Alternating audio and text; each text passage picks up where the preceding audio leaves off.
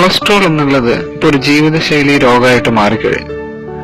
നമ്മളൊന്ന് ഒരല്പം ശ്രദ്ധ കൊടുത്താൽ, നമ്മൾ കഴിക്കുന്ന ഭക്ഷണങ്ങള് സ്ഥിരമായിട്ട് കഴിക്കുന്നവ തന്നെ ഒരല്പം ശ്രദ്ധ കൊടുത്തു കഴിഞ്ഞാൽ നമുക്ക് തന്നെ കൊളസ്ട്രോളിന് വേണ്ടി ഗുളിക കഴിക്കുന്നതോ അല്ലെങ്കിൽ അതുമായിട്ട് ബന്ധപ്പെട്ട ബുദ്ധിമുട്ടുകൾ ഒഴിവാക്കാനോ സഹായിക്കുന്നതാണ്. ഒന്ന് വെളുത്തുള്ളി, ഒരു ദിവസം 2 or 3 അല്ലി നമ്മൾ തന്നെ കഴിക്കുന്ന ഭക്ഷണത്തിന്റെ കൂടെ അകത്തു പോകാനായിട്ട് ശ്രദ്ധിക്കണം.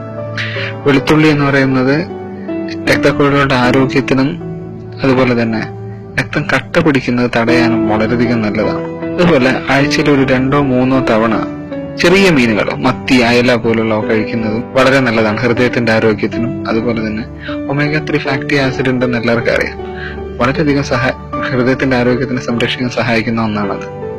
അതുപോലെ ഉള്ളി, ചെറിയ ഉള്ളിയാണെങ്കിലും വലിയ ഉള്ളിയാണെങ്കിലും പച്ചയ്ക്ക് സലാഡ് രൂപത്തിൽ കഴിക്കുന്നതാണ് കൂടുതൽ നല്ലത്. എല്ലാം പാകം ചെയ്താണെങ്കിലും കുഴപ്പമില്ല. ഇതിന്റെ അകത്ത് ഫ്ലവനോയിഡ്സും അതുപോലെ തന്നെ സൾഫറും ധാരാളം അടങ്ങിയിട്ടുണ്ട്.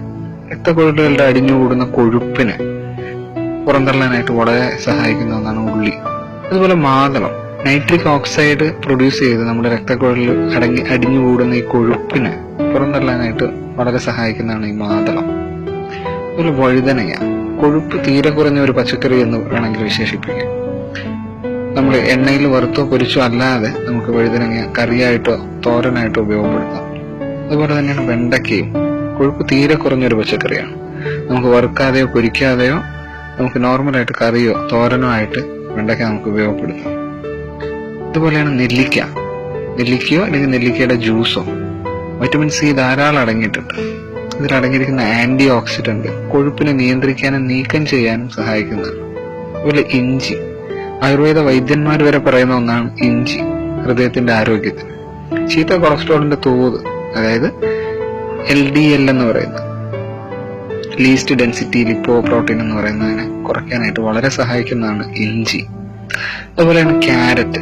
വേവിക്കാതെ പച്ചയ്ക്ക് ക്യാരറ്റ് കഴിക്കാൻ പറ്റുകയാണെങ്കിൽ ഒരു ദിവസം അധികം ഒന്നും കഴിക്കണ്ട, ഒരു 2 or 3 ചെറിയ പീസ് ഭക്ഷണത്തിന് ശേഷം സലാഡ് രൂപത്തിലോ മറ്റോ കഴിക്കുന്നത് വളരെ നല്ലതാണ്. ക്യാരറ്റ് വൈറ്റമിൻ എ ധാരാളം അടങ്ങിയിട്ടുണ്ട്. അതുപോലെ അത് നമ്മുടെ രക്തക്കുഴലുകളുടെ ആരോഗ്യത്തിന് വളരെ നല്ലതാണ്.